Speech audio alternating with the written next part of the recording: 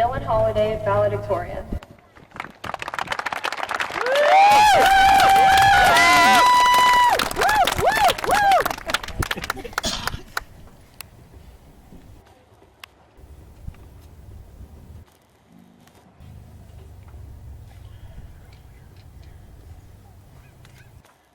Good evening, everyone.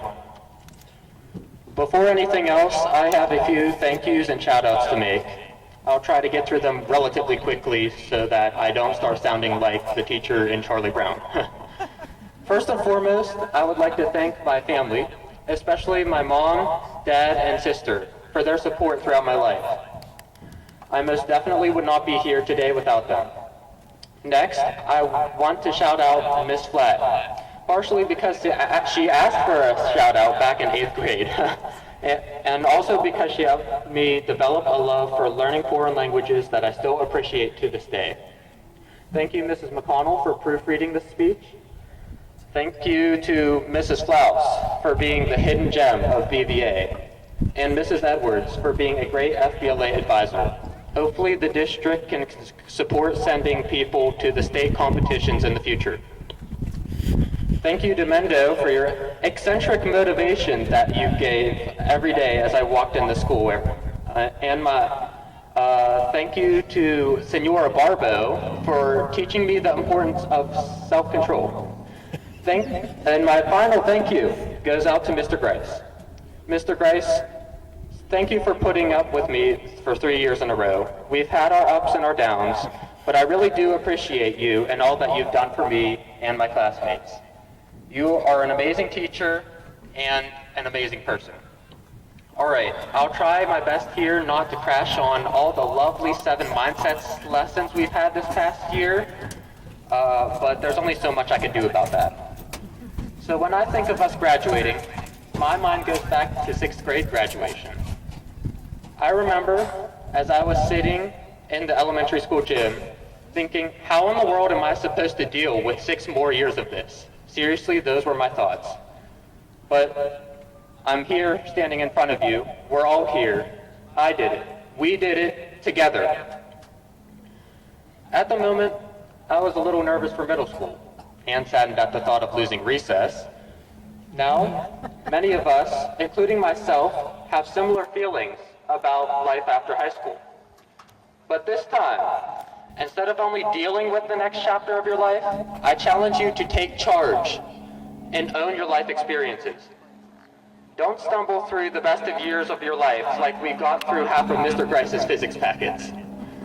Don't dwell on the past like we contemplated the sole question mark Mr. Rita gave us on our AP Bio essays. Be the leader of your life. Be the person who always looks out for other people. And just as importantly, be the person who always looks out for yourself. If we can just learn to value ourselves, we can, will, go out and take the world by surprise.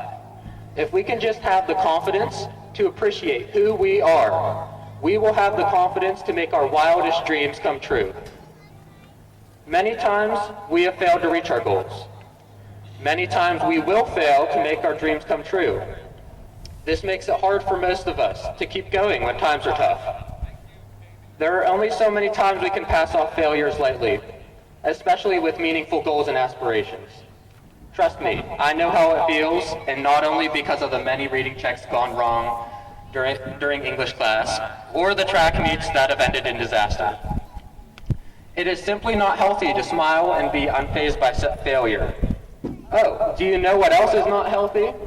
Margarine. Be sure to take Mrs. Kozel's Modern Living class for a lovely whole 9 weeks, about the deadly effects of margarine. Back to what I was saying before, even the most lighthearted people have a breaking point when they lose hope, a very, very hard mental state to get out of.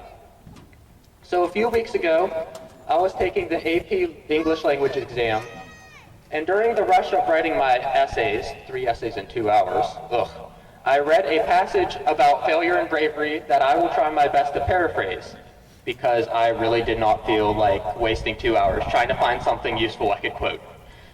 So basically, a woman named Reshma Soljani ran for a position in Congress, I believe at least 3 times, according to the passage.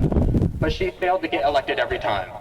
However, with every failure, she came back and tried harder, and that to me is more respectable than any success in getting elected.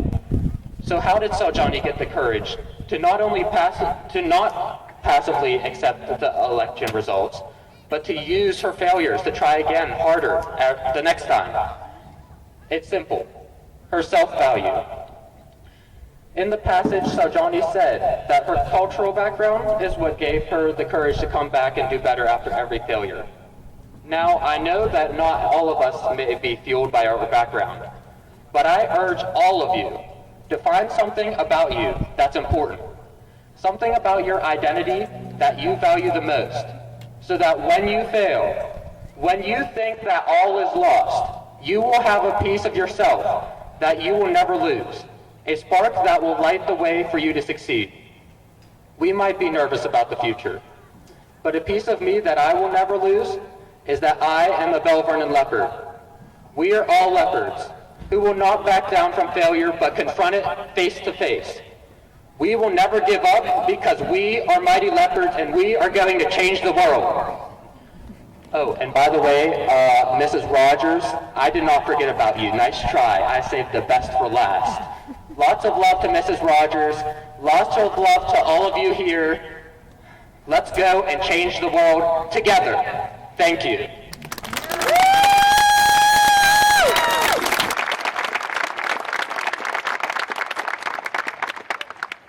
I would now like to call to the podium Mrs. Elisa King, Assistant Superintendent, and Dr. Michael Sable to present this year's graduates and the principal's remarks.